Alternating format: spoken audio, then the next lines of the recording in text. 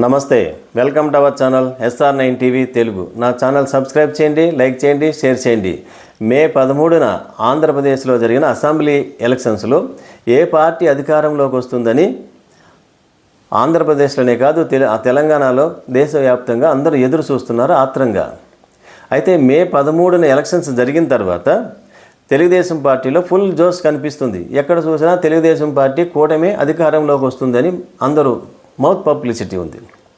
అయితే 2 రోజులు గడిచిన తర్వాత జగన్మోహన్ రెడ్డి గారు ఒక స్టేట్మెంట్ ఇచ్చారు ఐపాక్ టీంతో కలిసినప్పుడు. 2019లో సాధించిన 151 స్థానాలకు మించినటువంటి మంచి ఫలితాన్ని మన పార్టీ సాధిస్తుంది, విజయం సాధిస్తుంది, తిరిగి అధికారంలోకి మన పార్టీ అధికారంలోకి వస్తుందని ప్రకటన చేశారు. ఈ ప్రకటన ఎప్పుడైతే చేశారో వైఎస్ఆర్సీపీ పార్టీ నాయకుల్లోనూ, కార్యకర్తల్లోనూ, అభిమానుల్లోనూ ఫుల్ జోష్ వచ్చింది.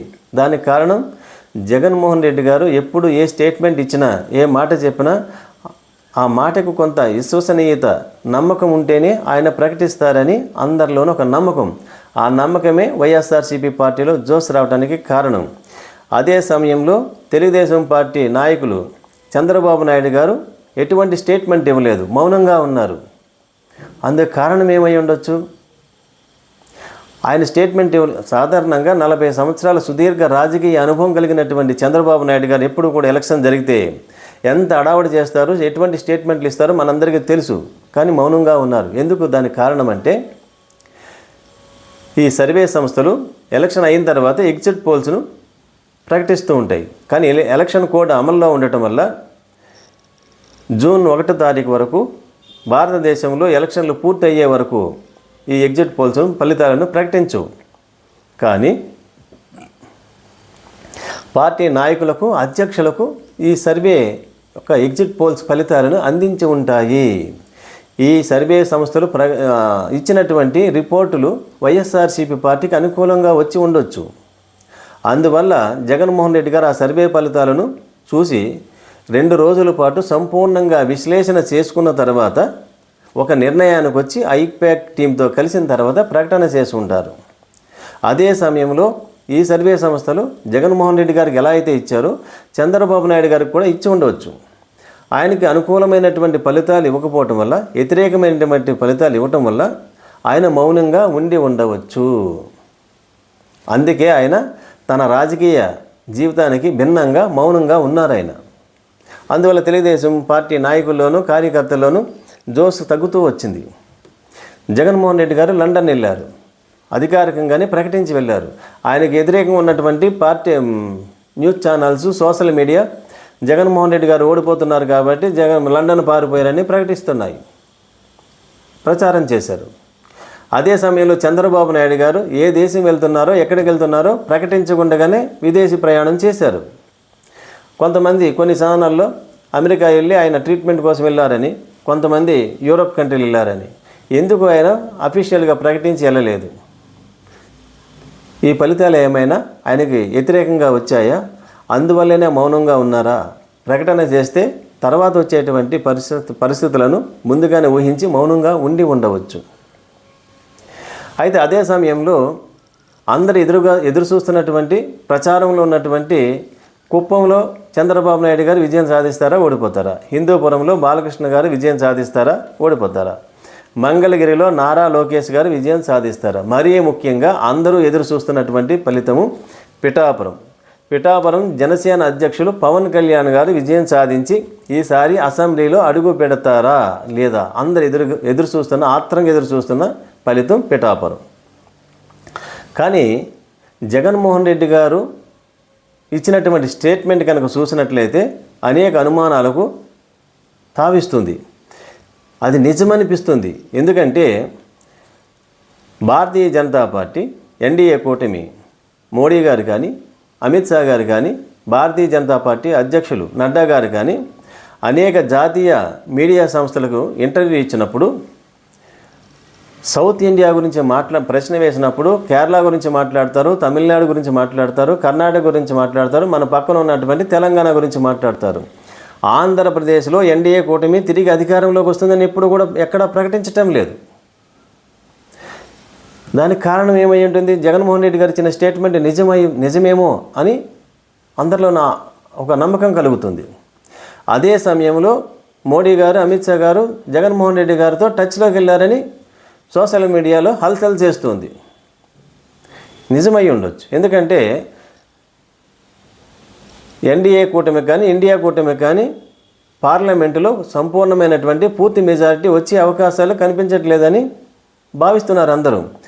ఆ భావనకు వచ్చినప్పుడు ఈ రెండు కూటములలో లేకుండా స్వతంత్రంగా ఉన్నటువంటి పార్టీలు కనుక విజయం సాధించినట్లయితే, ఎక్కువ స్థానాలు గెలుచుకున్నట్లయితే ఆ పార్టీల గురించి అందరూ ఎదురు చూస్తుంటారు. వారి సహకారాన్ని ఆశిస్తూ ఉంటాయి జాతీయ పార్టీలు, ఈ రెండు కూటములు.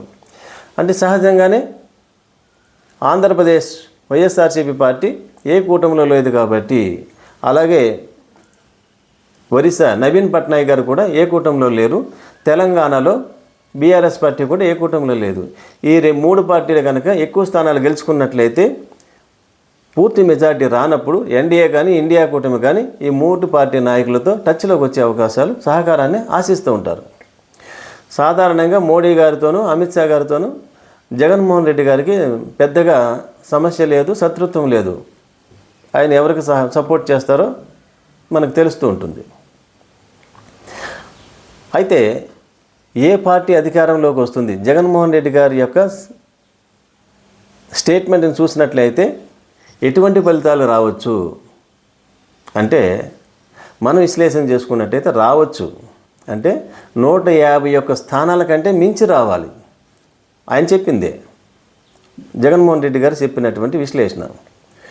ఎందుకు అట్లా చేశారంటే, ఏ సామాజిక వర్గము వైఎస్ఆర్సీపీ పార్టీకి అనుకూలంగా ఓట్లేసినాయి, ఏ సామాజిక వర్గాలు వైఎస్ఆర్సీపీ పార్టీకి వ్యతిరేకంగా ఓట్లేశారు, ఏ వయసు వారు వైఎస్ఆర్సీపీ పార్టీని సపోర్ట్ చేశారు, వ్యతిరేకించారు, లబ్ధి పొందినటువంటి పెన్షన్స్ కానీ, హౌసింగ్ స్కీమ్స్ కానీ, అమ్మఒడి కానీ ఇలాంటి పథకాలను పొందినటువంటి పబ్లిక్ ఏ వయసు వారు ఏ పార్టీకి అనుకూలంగా ఓట్లు వేశారు, వైఎస్ఆర్సీపీ పార్టీకి అనుకూలంగా వేశారు, ఇవన్నీ సమగ్రమైన విస్తృతంగా విశ్లేషణ చేసుకున్న తర్వాతే జగన్మోహన్ రెడ్డి గారు అటువంటి స్టేట్మెంట్ ఇచ్చారు.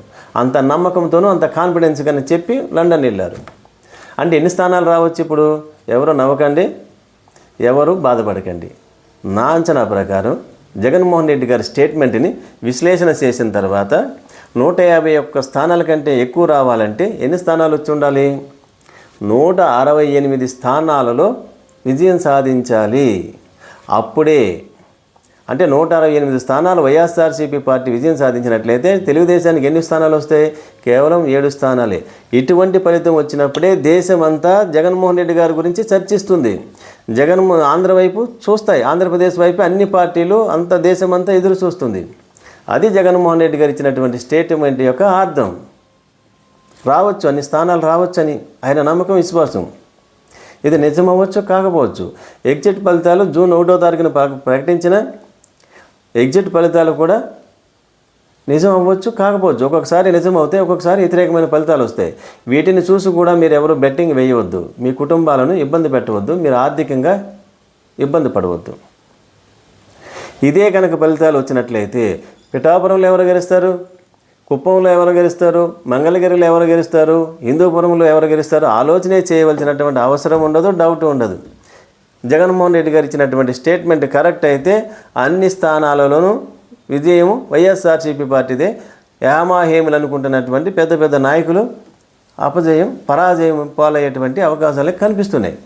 జగన్మోహన్ రెడ్డి గారి స్టేట్మెంట్ ప్రకారం ఏదైనా జరగవచ్చు. జూన్ 1వ తారీఖున కొంతవరకు క్లారిటీ వస్తుంది. నా ఛానల్ సబ్స్క్రైబ్ చేయండి, లైక్ చేయండి, షేర్ చేయండి, కామెంట్ చేయండి. Please support me.